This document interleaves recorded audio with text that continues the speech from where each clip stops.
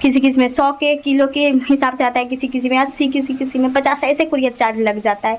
तो आप लोग सोचिए मैं कैसे फ्री में दे दूँ किसी को, एक भी सेट दे देती हूँ किसी को फ्री में। एक गुड नाइट का समय हो चुके हैं और यहाँ पे मैं बैठ के फॉल्स लगा रही हूँ, देख सकते हैं साड़ी में। और ये साड़ी इस तरीके से, इसको कल मैं दिखाऊंगी, इसका पिक भी डाल दूंगी, पहनी थी मैं इसे। सब सोने चले गए और हम अभी बैठे हुए, तो चलते हैं सोने के लिए, रूम वगैरह बंद करते हैं। और ये चीज़ कल में लगाएंगे, एक तरफ लग चुकी है देख सकते हैं, और दूसरी तरफ मतलब 3 बित्ते लगाए। और इस तरीके से फिनिशिंग इसका देख सकते हैं, लगने के बाद की जो फिनिशिंग है वो आप लोगों को दिख रही है कि ये रात का मतलब देखिए वहाँ पर टाइम 10-10:30 बज रही होगी। मिलते हैं सुबह मॉर्निंग में। Good night friend, good morning. और अभी मॉर्निंग का समय हो चुका है। मैं वीडियो रात से ही कर रही हूँ, कंटिन्यू नहीं हो पाया है। यहाँ पे सरसों का तेल मैंने कढ़ाई में चढ़ा दिया है। यहाँ पे बैंगन, आलू, मुरई सब काट लिए हैं, गोभी भी है साथ में, यहाँ पे पालक है, प्याज, टमाटर, मिर्ची, एक सब्जी के लिए मैंने तैयार कर लिया। मिक्स वेज सब्जी बनाने वाली हूँ आज, तो आप लोग वीडियो को लास्ट तक जरूर देखिएगा और कैसा लगा कमेंट में ज़रूर बताइएगा। ढेर सारा प्यार और सपोर्ट दीजिएगा। और मैं जो काम कर रही थी रात के, वो तो आप लोग देखिए, फॉल्स में रात को लगा रही थी साड़ी में। वो साड़ी मुझे कुछ दिनों में पहनना है, मैं तो पहन चुकी हूँ, फिर भी मुझे पहनना होगा। तो फॉल्स नहीं लगाई थी पहले, मैं जब साड़ी ली थी तो वो भी डाल देते हैं, तो भी चटक जाएगी थोड़ी सी। थोड़ा सा आँच को कम कर देते हैं यहाँ पे। और जब भी आप उबाले तो मतलब फ्राई करें तो थोड़ी सी ढक के कीजिएगा, तेल उसमें से चटकता है, सारा तेल बाहर आ जाता है कढ़ाई का और सब्जी रह जाती है अंदर। तो थोड़ी सी परेशानियाँ आप खा सकते हैं, थोड़ी सी नाराज़गी, थोड़ी सी हिम्मत दिखाने के लिए, सब्ज़ी बनाने के लिए तो थोड़ी सी चटक चलती रहती है। लाइफ है, लाइफ में कुछ चटकदार खाना चाहिए, कुछ बरकदार खाना चाहिए। और मैं आप लोगों के की रसोई में लेके आ चुकी हूँ, तो रसोई में कुछ पकाती हूँ आज, काफ़ी दिनों बाद, काफ़ी टाइम बाद मैं कुछ आप लोगों के साथ शेयर कर रही हूँ। क्योंकि ठंडी के सीज़न में अक्सर मटर, गोभी, ये सब पालक वगैरह बहुत अच्छी होती है सेहत के लिए। तो मैं सभी को फ्राई करूँगी। पहले यहाँ पे गोभी डालूँगी, देख सकते हैं। उसके बाद मैं बैंगन, आलू, मुरई डाल दूँगी। उसके बाद मैं पालक को फ्राई करके निकाल लूँगी। उसके बाद मैं आगे से साबुत मिर्ची से कटिंग करना है। यहाँ पे धनिया भी ले लिया, अदरक भी ले लिए साथ में सभी को। और आज आप लोगों से एक बात बताते हैं, तब तक मेरी सब्जी बन रही है, तब तक एक बात भी शेयर करना चाहते हैं आप लोगों से। काफ़ी टाइम से मैं नहीं की हूँ, और क्यों नहीं की हूँ कि आप बता देते। रात में भी बात, कल का वीडियो में आधा अधूरा बात करते कहते मतलब टाइम चली गई। थोड़ा सा इसमें तेल की ज़रूरत है, जो तेल हम डाल देंगे ऊपर से, गर्म है कढ़ाई हो जाएगी। तो कुछ मेरा बिजनेस के लेकर कमेंट आ रहा है इस वाले चैनल पे, तो मैं इस चैनल पे जवाब दे देती हूँ। इससे बहुत लोग मुझे देखते हैं।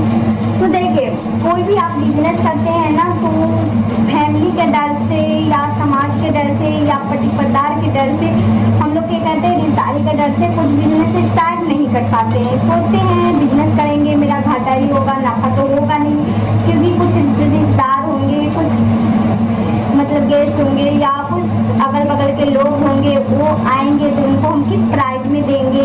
अगर कितना भी कम प्राइस में दे देंगे, लोगों को यही लगेगा कि ये ज़्यादा प्राइस हमसे ले लेती है। वो डिस्काउंट करवाते करवाते हमारा जो बजट होता है, जो हमारा मटेरियल का दाम लगता है, वो भी कम करवा लेते हैं, तो उसमें लॉस होता है। और एक कमेंट यही आया था कि आप जो स्टार्टिंग कर रहे हैं बिजनेस, तो उसमें आपका तो लॉस ही होने वाला है, क्योंकि आपका जो जान पहचान का लोग है, जो रिलेशन का लोग है, वो आपसे ज़रूर मंगवाएंगे और आपको मतलब पैसे नहीं देंगे। ऐसे करके कुछ कमेंट आया था, क्योंकि मैं जब किसी ने किया था और उनके साथ ये हुआ है, तो वो मुझे अपना सोल्यूशन बता रही थी, अपना रीज़न बता रही थी।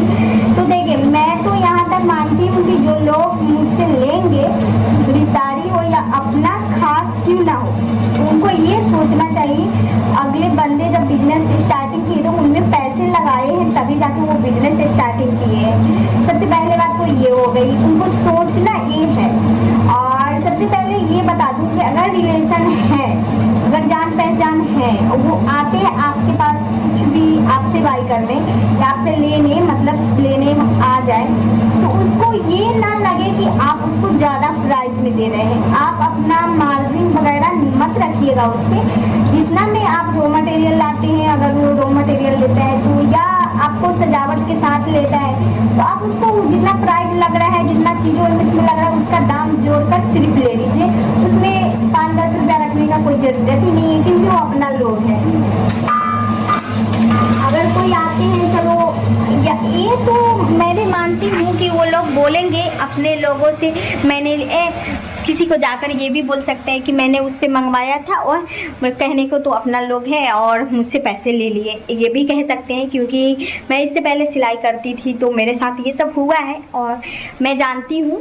ऐसे तो लोग होते हैं बोलने के लिए, तो कुछ भी बोल के चले जाते हैं, पर हम वो नहीं देखेंगे। क्योंकि देखिए, कोई होता है ना, किसी का घर में वीडियो कोई बनाता है तो उसमें ये भी कमेंट करता है फलाने की बहू वीडियो बनाती है, फलाने की बेटी वीडियो बनाती है, पर वो ये नहीं जानती है कि उसमें मेहनत लगता है। तो इसीलिए मैं कहती हूँ कि बिजनेस में ना रिलेशन, ना पति पर्दा, सिर्फ बिजनेस देखना है। बिजनेस के आगे बढ़ाने के लिए आपको ये नहीं देखना है कि मेरी अपने लोग हैं, मेरे घर के लोग हैं, मैं उनसे पैसे कैसे लूँ, या वो भी लेने के समय ये ना देखें कि मैं उन्हें पैसे दे रही हूँ तो लोगों के जाके बोलूँगी मुझसे पैसे ले लिए।